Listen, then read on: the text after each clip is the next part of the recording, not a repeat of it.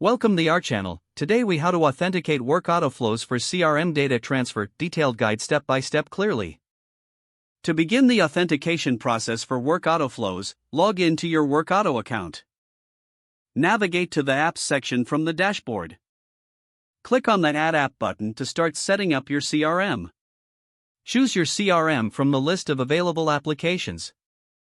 Follow the prompts to create a new connection with your CRM. Enter the required credentials for your CRM account. These credentials typically include your API key or username and password. After entering the credentials, click the Authenticate button. Wait for the system to verify your information. Once authenticated, you will see a confirmation message. Next, create a new recipe by clicking on the Create Recipe button. Select the CRM app as your trigger app. Define the trigger event you want to use, such as new lead or updated contact. Configure any additional settings as prompted. Now, choose the desired action app to transfer data. Select the action event for the CRM where you want the data to be sent. Map the data fields from your trigger app to your action app. Make sure to match each field accurately for successful data transfer. You may also set conditions for when this flow should run.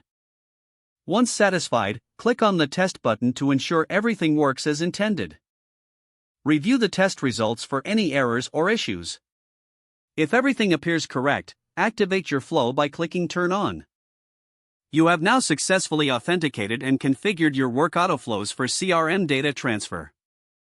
Monitor the results to ensure seamless operation.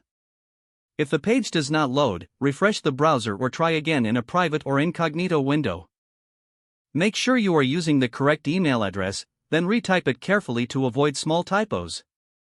If your password is not accepted, use the reset option and create a new strong password you can remember.